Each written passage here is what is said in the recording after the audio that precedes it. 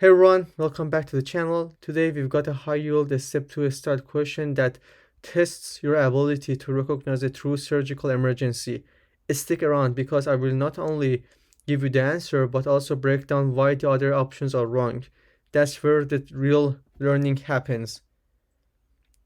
Okay, so we have a 24-year-old hiker that comes to the ER with rapidly worsening pain and swelling in his left calf.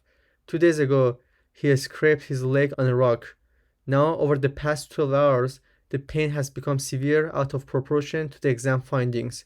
Vital signs: temperature is 38.2, heart rate is 115, and blood pressure is 100/65. So, the calf is tense, red, warm, and has dark fluid blisters. There is tenderness extending beyond the visibly inflamed skin. He has already gotten IV fluids and broad spectrum antibiotics. What's the best step in management? Alright, pause the video and comment below. What do you think the right answer is? Which one would you choose on the exam day? With that being said, let's have a look at the answer choices. A. Hyperbaric oxygen therapy. Sounds fancy, but hyperbaric is sometimes used for chronic non-healing wounds, but it's never the first line. It's an adjunct. After you have controlled the source, so not the best move here. B. Ultrasound of the leg. Ultrasound can help with DVT, but in this case, we are not worried about clots. We are worried about a flesh-eating infection. Waiting around for imaging wastes critical time. So B is not correct either. C. Admit for observation. Big nope. This patient is unstable, has systemic signs and rapidly progressive tissue destruction. Observation is basically a death sentence here. D.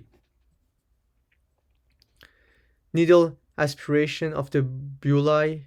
Culture might sound tempting, but remember, diagnosis here is critical. You don't wait for cultures when the patient is literally losing tissue by the hour. So we don't collect cultures. D is not correct. E. Immediate surgical exploration and debridement. This is the correct answer. When you see severe pain out of proportion, rapidly spreading cellulitis, bullae, systemic signs like tachycardia and hypotension, that's necrotizing soft tissue infection, aka necrotizing fasciitis. The only life-saving treatment is emergent surgical debridement. Here's the golden rule. If the pain is out of proportion, the skin is turning dark, and the patient is unstable, do not wait for imaging. Do not wait for cultures. Remember the phrase, time is tissue, every hour counts. Okay? If you got this right, congrats. You are thinking like a surgeon on call. If you missed it, don't worry. Just remember, in necrotizing infections, surgery comes before everything else. Smash that like button if this helped you. Subscribe for more USMLE high yield cases and drop a comment with what topics you want to cover next. See you in the next one.